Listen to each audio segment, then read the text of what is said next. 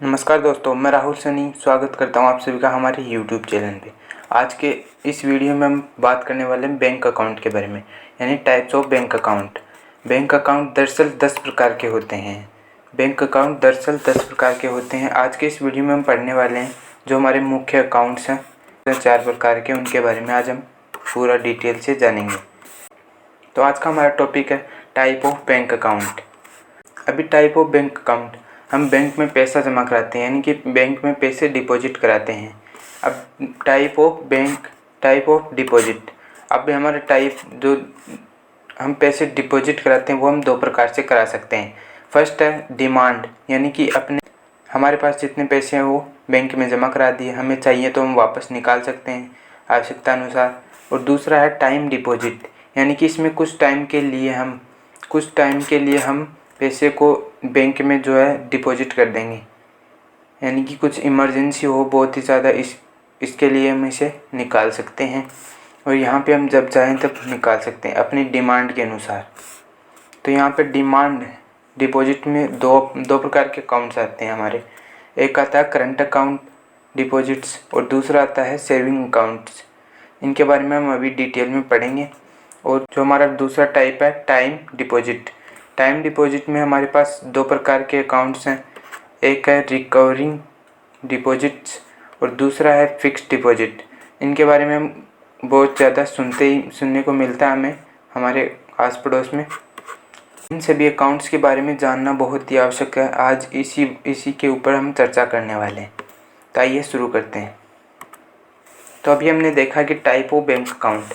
हम आज की वीडियो में पढ़ने वाले हैं। एक है चालू खाता यानी कि करंट अकाउंट, दूसरा है बचत खाता यानी सेविंग अकाउंट, तीसरा है आवर्ती जमा खाता यानी कि रिकरिंग डिपॉजिट अकाउंट, तीसरा है सावधि जमा खाता यानी कि फिक्स्ड डिपॉजिट अकाउंट।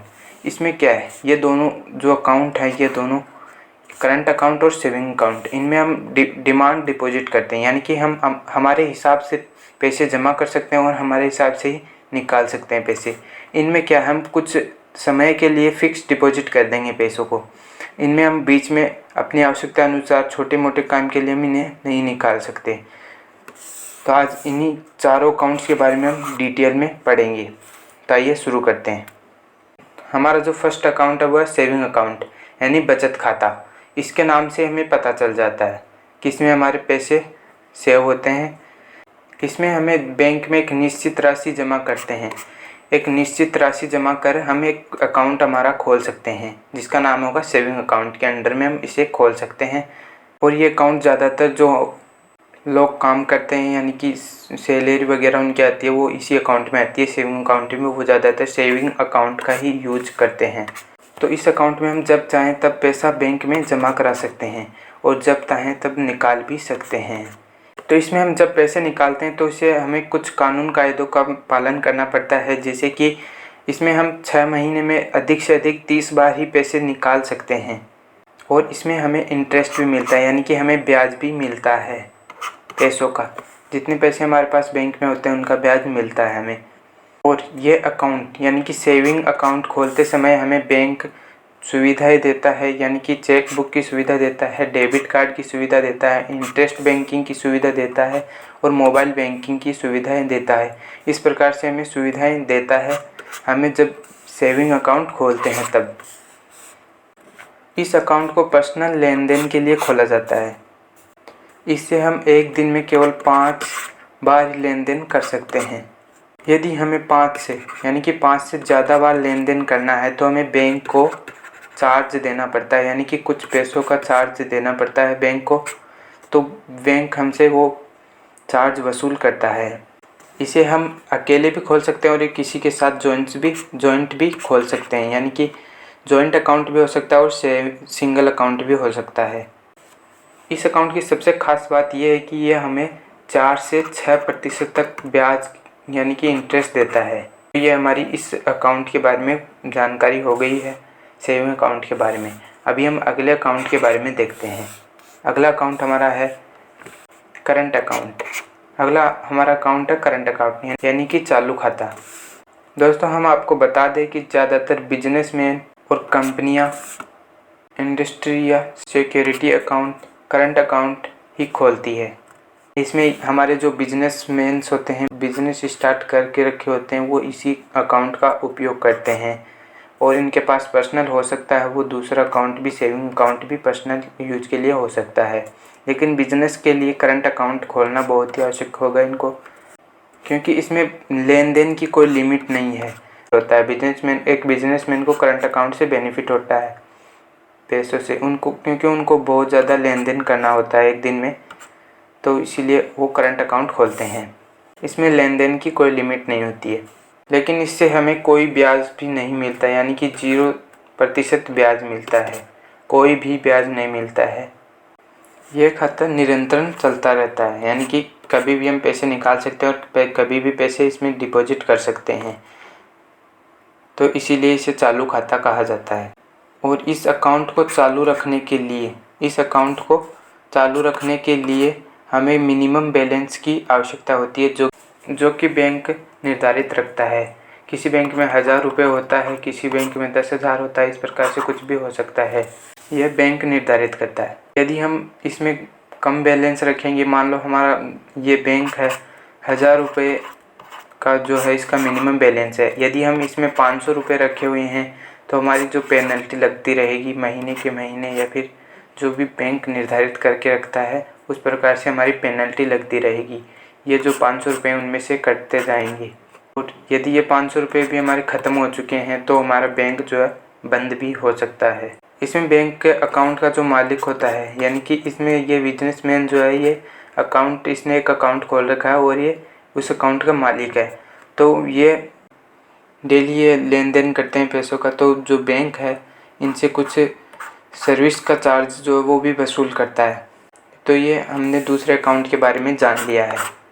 तो इसमें कौन कौन अकाउंट खोल सकता है, इसके हमारे पास इससे हमें क्या लाभ होता है। इससे अगला अकाउंट देखते हैं, 3 नंबर अकाउंट कौन सा है। तो तीसरा अकाउंट हमारा है रिकवरी डिपॉजिट अकाउंट, आवर्ती जमा खाता। मान लो हमारे पास महीने के महीने फिक्स रुपए नहीं आते हैं, या फिर कभी कम आते हैं, कभी ज़्यादा पैसे आते हैं, तो हम इन पैसों की आरडी करवा सकते हैं। इस अकाउंट की खास बात यह है कि इसमें ब्याज जो है हमें वो ऊंची दर से मिलता है, यानी कि अधिक ब्याज मिलता है, अच्छा ब्याज मिलता है। जो हमारे होल्डर्स होते हैं, जो आरडी करवाना चाहते हैं, उनको अच्छे ब्याज मिलता है, तो वो इसके लालच में ये अकाउंट खोलते हैं। और ये अकाउंट जो हमारा सेविंग अकाउंट होता है उससे ज़्यादा ब्याज देता है, सेविंग अकाउंट से ज़्यादा ब्याज देता है। और एफडी जो हमारी होती है फिक्स डिपॉजिट, उससे हमें कम ब्याज देता है। और इससे मिनिमम 100 रुपये से भी स्टार्ट किया जा सकता है। और इस अकाउंट को भी हम अकेले या फिर जॉइंट अकाउंट के रूप में खोल सकते हैं। और आपको यह भी बता दें कि इसमें जो पैसा हम जमा कराते हैं, मान लो हमने इसमें पैसा जमा करा दिया, अभी इसमें हमें या तो 6 महीने रुकना पड़ेगा, 6 महीने या फिर 10 साल। 6 महीने और 10 साल के अंतराल में हमें पैसे वापस ले सकते हैं। यदि हमें 6 महीने से पहले ही पैसों की ज़रूरत पड़ गई, मान लो हमारा 1 महीना हुआ और हमें पैसों की बहुत ही ज़्यादा ज़रूरत पड़ गई है, तो हम इस अकाउंट को बंद भी कर सकते हैं। तो इसके लिए हमें एक बैंक को एक एप्लीकेशन देनी होगी। बैंक को एक एप्लीकेशन हम दे देंगे तो बैंक जो है हमारा अकाउंट बंद कर देगा। तो इस अकाउंट में थोड़ा रिस्क होता है, पैसों की हमें कभी भी ज़रूरत पड़ सकती है, और इसके लिए हमें बैंक जो पेनल्टी भी लेता है। तो इसमें हमें पैसों की कभी भी ज़रूरत पड़ सकती है, तो हम तो इसमें रिस्क अधिक होता है, तो इसीलिए हमें ब्याज भी अधिक मिलता है, अधिक दर का ब्याज मिलता है हमें।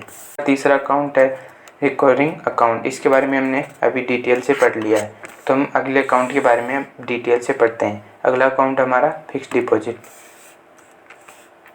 डिपॉजिट अकाउंट, यानी कि सावधि जमा खाता। इसमें क्या होता है, ये भारत का एक लोकप्रिय एफडी अकाउंट है। इसमें वो लोग अपने पैसों की एफडी वो लोग करवाते हैं जिनको अपने पैसे निकालने की कोई जल्दबाजी नहीं होती है। हमारे आसपास में भी देखने को मिलता है, सभी लोग एफडी करा के रखते हैं पैसों की, यानी कि इसके अंदर कुछ टाइम के लिए पैसों को होल्ड किया जाता है, यानी कि कुछ समय के लिए बैंक में डिपॉजिट कर दिया जाता है। तो इसके लिए इसे बोलते हैं फिक्स डिपॉजिट। इसमें हम मंथली भी देते हैं, यानी कि मंथली जो किस्त वगैरह होती है हमारी वो एफडी में ही होती हैं, फिक्स डिपॉजिट में ही।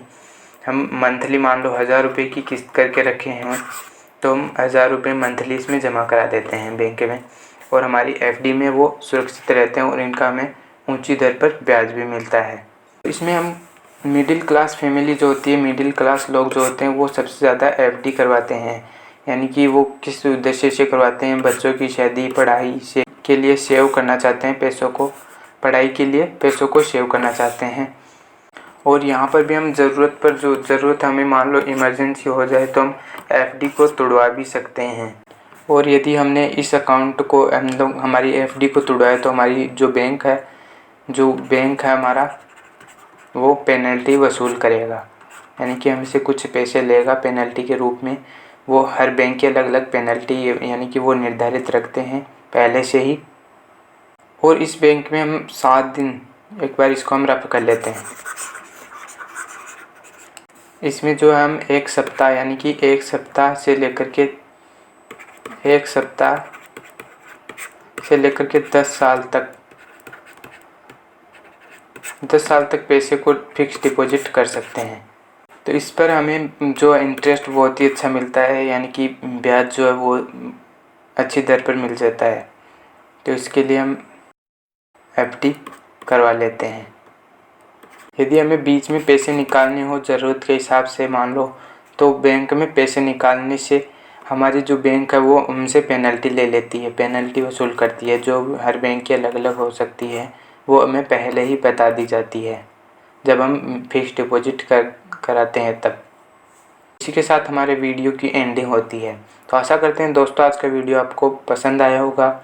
ऐसी ही खास जानकारी के लिए हमारे चैनल को सब्सक्राइब कर लें ताकि हमारे लेटेस्ट वीडियो आपके पास सबसे पहले पहुँचें। अच्छा लगा तो इसे अपने दोस्तों के साथ शेयर करें और लाइक ज़रूर करें। Thanks for watching.